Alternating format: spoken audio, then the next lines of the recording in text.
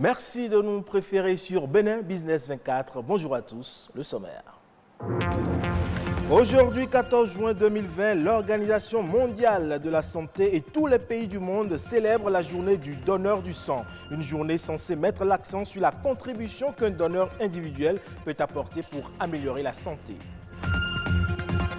Et vous le savez, les chrétiens ont repris le chemin des églises après près de 2 mois de fermeture pour limiter la propagation du coronavirus, mais sous condition le respect de mesures barrières. Le constat à suivre.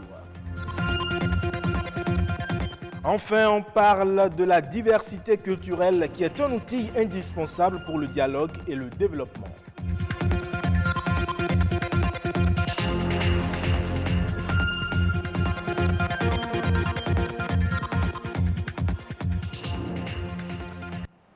Bienvenue donc si vous nous rejoignez. On célèbre ce 14 juin la journée mondiale du donneur du sang. Les dons de sang sont nécessaires partout dans le monde pour que les individus et les communautés aient accès à du sang et à des produits sanguins sécurisés de qualité tant dans des situations normales que dans des situations d'urgence. La campagne de la journée a pour thème « Du sang sécurisé pour sauver des vies » avec le slogan « Donner son sang pour améliorer la santé dans le monde ». Plus de précisions dans ce commentaire signé Patrick Adiabodjou. Lancé en 2004 à Johannesburg, en Afrique du Sud, cela fait 16 ans que l'Organisation mondiale de la santé, OMS, a fait du 14 juin la journée internationale des donneurs de sang. À travers la planète, cette journée a pour but non seulement de remercier les donneurs volontiers et réguliers, mais aussi d'en convaincre de nouveaux pour faire face aux besoins du sang dans nos hôpitaux et centres de santé. Donner son sang est un geste d'amour pour aider les personnes malades qui en ont besoin pour renforcer leur système immunitaire afin qu'ils continuent leur vie sur Terre. 2020, la journée mondiale des donneurs de sang est célébrée dans un contexte sanitaire particulier, l'apparition de coronavirus. Cette période de la pandémie rime avec un manque criard de dons de sang dans le monde entier. Les prélèvements sont en baisse et les réserves s'épuisent. La situation risque de devenir critique car les donneurs de sang se font en effet plus rares. Cette année, la campagne de la Journée mondiale du donneur de sang a pour thème « Du sang sécurisé pour sauver des vies » avec le slogan « Donner son sang pour améliorer la situation dans le monde ». Donner son sang est un acte vital pour le traitement des blessés lors des urgences de toute nature, telles que les catastrophes naturelles, les accidents et autres conflits armés.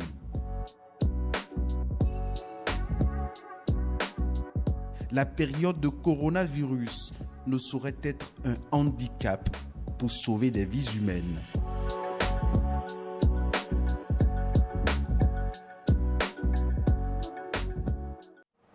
Et vous le savez, depuis le 2 juin dernier, le gouvernement a décidé de la réouverture des lieux de culte après plus de 2 mois de fermeture. Les chrétiens ont donc retrouvé le chemin de leur lieu de culte, mais quid du respect des gestes barrières et des mesures imposées par le gouvernement? Le constat, c'est dans ce reportage. Ce dimanche matin, pas de répit pour Thomas. Après près de 2 mois de fermeture des lieux de culte, l'église rouvre enfin ses portes et c'est à une tâche inhabituelle qu'il doit aujourd'hui s'appliquer avec à sa charge des gilets jaunes. Il est important que les mesures qui sont recommandées, aussi bien par l'autorité gouvernementale que par les autorités ecclésiastiques, donc que ces mesures-là soient observées, notamment donc la distanciation, les mesures de lavage de mains. Ici, à l'église catholique Saint-Martin de Cotonou, pas plus de 3 personnes sur les bancs durant la messe. Le parking est désormais exploité à des fins autres que le stationnement des véhicules et les horaires des messes sont revus. Nous avons réaménagé les horaires.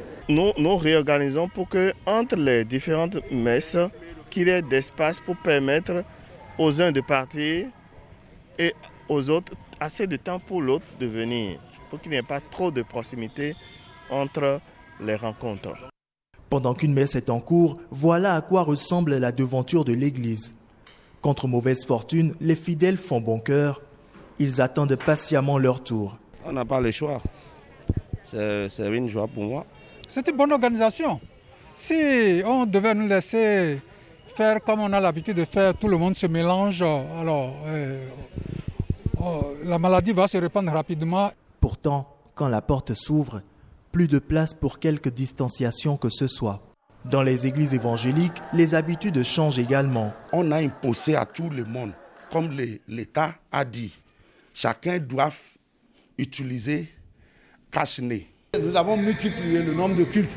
En fonction de cela, nous avons décidé que le culte ne dure que 90 minutes. Au sein de l'église du christianisme céleste, seuls des masques de couleur blanche ou bleue sont admis. Nous avons confectionné des cache-nez uniformes à tous nos paroissiens à qui nous avons distribué ça gratuitement sans rien prendre. Sur cette paroisse, pas facile de faire entendre aux fidèles le maintien du masque au visage. Pourtant, le responsable assure de la discipline des siens.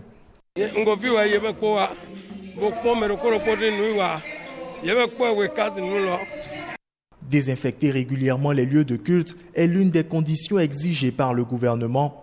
Mais pour ce premier jour, difficile de l'appliquer. Si on doit nettoyer chaque chaise, chaque banc, il faut alors compter au moins 2 à 3 heures de temps. Ce n'est pas facile puisque en fait, vous savez vous-même que les portes ont été fermées depuis de longs mois. C'est dur, c'est pénible pour nous. Donc ça agit sur les finances de l'église. Et du coup, nous sommes entrés en contrat avec quelqu'un qui a l'appareil et qui, avec 30 minutes, pourra désinfecter la salle un certain nombre de fois. Faut-il le rappeler, le gouvernement béninois a autorisé la réouverture des lieux de culte à la suite d'une nouvelle évaluation des mesures mises en œuvre dans le cadre de la lutte contre la pandémie du coronavirus. Et voilà le constat, difficile de respecter les gestes barrières. Si au Bénin, les églises ont rouvert leurs temples, au Cameroun, les écoles ont également repris pour les universités et des classes d'examen au niveau primaire et secondaire. Et pour éviter la propagation du coronavirus en milieu scolaire, des mesures barrières dont le port du masque, sans oublier le respect d'1 mètre de distance au moins entre les tables de classe, sont de rigueur, suivant le constat de nos confrères. C'est l'heure du petit déjeuner ce mercredi matin au CCCSS d'Etoudi. Les élèves se rendent au réfectoire dans le strict respect des mesures barrières. 1 mètre d'écart pour respecter la distance sociale. Tout est aménagé au restaurant pour que les internes s'alimentent sans risque de s'exposer à la maladie. Nous assurons 2 par an. Nous avons divisé l'école en 2 pour respecter les mesures barrières. Donc, le premier cycle vient après le deuxième cycle pour ne pas avoir trop de contacts. Une trentaine de minutes après le petit déjeuner, tout le monde se rend en classe. Chaque élève est assis à sa place pendant le cours. Le sol de l'école est désinfecté tous les jours. Et dans les dortoirs, des précautions sont aussi prises. C'est une personne qui entre en gardant une distance de 1 mètre. Les lits également sont positionnés dans cette distance. Chacun doit utiliser ces choses. À l'infirmerie du collège, le suivi médical des élèves et du corps enseignant est fait au quotidien. En ce qui concerne la pandémie Covid-19, nous n'avions pas encore détecté un cas. Ici au Baptist High School, un collège d'enseignement anglophone situé au quartier Hawaï, le respect des mesures barrières est de mise à l'internat. Le nombre des pensionnés dans les grandes chambres est passé de 23 à 7 depuis le début de la maladie à coronavirus. Dans cette salle de classe de Form 5, les élèves composent leur examen blanc dans le strict respect des mesures barrières. Il y a un test préliminaire qu'on a fait. Dès qu'ils ont entré dans les dortoirs, dans toutes les salles de classe, on a mis des postes de lavage. Dans la plupart des internats de la ville de Yaoundé, des mesures spéciales sont donc prises pour barrer la voie au coronavirus. On change de registre à présent pour parler de la lutte contre l'utilisation des pesticides chimiques. Ils constituent un fléau pour l'environnement et même pour la santé humaine. Ils sont souvent utilisés pour lutter contre les organismes considérés comme nuisibles qui envahissent les champs. Mais dans un contexte où la demande bio n'a jamais été aussi forte, eh bien les paysans sont nombreux à se convertir. Et justement, des alternatives aux pesticides existent. Amandine Anyambossou nous en dit un peu plus. 50% de la production agricole est perdue chaque année avant ou après la récolte dans le monde. Pour protéger les cultures des bioagresseurs nuisibles, les paysans font recours aux pesticides. Les pesticides, c'est des produits qui sont élaborés pour contrôler ou tuer les pestes, c'est-à-dire les insectes. Si vous entendez cide, ça veut dire que ça tue. Et parmi ces pestes, nous avons les insectes, nous avons les champignons, nous avons toutes sortes d'insectes qui peuvent vraiment endommager les cultures. En plus de tuer l'espèce visée, les pesticides chimiques de synthèse peuvent contaminer et tuer les autres acteurs de la chaîne alimentaire. Donc aujourd'hui, en tuant les pesticides, on dégrade, on tue la vie microbienne du sol. Or, sans la vie microbienne du sol, il ne peut pas avoir de bons rendements, il ne peut pas avoir l'agriculture. C'est pour ça qu'aujourd'hui, beaucoup de paysans constatent que nos terres sont très pauvres de jour en jour. Il y a beaucoup d'études qui ont démontré que les pesticides étaient néfastes pour la santé. Il y a des problèmes de cancer, il y a des problèmes de diabète, il y a des problèmes de fibrome. Il y a plusieurs maladies quand même qui sont à la base de l'utilisation des pesticides. Même dans les vallées, les zones humides, on rencontre des personnes qui vont déverser ces herbicides dans les zones humides, disant qu'ils veulent contrôler les herbes.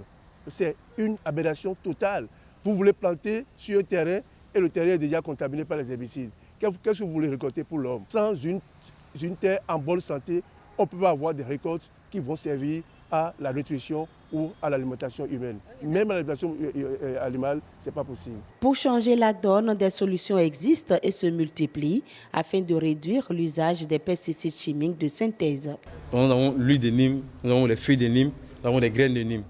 À part cela, on peut ajouter cela le savon Koto pour finir la solution, puisque l'huile de Nîmes, on le fait dans une solution, on le mélange à de l'eau, que ce soit et les feuilles de Nîmes, aussi on les utilise, mais aussi nous avons le gingembre, nous avons l'ail, nous avons le tabac et nous avons la cendre. Nos paysans savaient faire la rotation des cultures. Nos paysans savaient faire l'association des cultures. Il y a même les luttes étagères. On connaît tout ça. Si cette semaine de recherche d'alternatives pour les pesticides peut vraiment inspirer nos autorités, nos décideurs, à regarder au niveau local ce qui est utilisé, moi je pense que ça peut enrichir notre économie parce que nous allons utiliser de moins en moins ce qui nous vient de l'extérieur et qui nous coûte vraiment excessivement cher. Cultiver sans pesticides chimiques de synthèse, c'est bien possible. La règle fondamentale de l'agriculture est de respecter les écosystèmes naturels et de penser agronomie plutôt que chimie. Culture, pour finir, on parle de la diversité culturelle qui est une multiplicité de langues, de religions et de modes de vie dans une communauté. Elle est importante pour la cohésion sociale et constitue même un outil indispensable pour le dialogue et le développement. C'est du moins ce que nous explique un socio-anthropologue. Il faut voir à travers la diversité culturelle la notion de culture.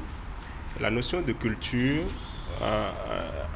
renvoie à l'ensemble des moyens dont dispose une communauté donnée pour répondre à ses besoins. Lorsque vous êtes dans votre culture et la langue que vous parlez, c'est par exemple un moyen de communication, c'est un moyen de faire passer des messages dans votre communauté.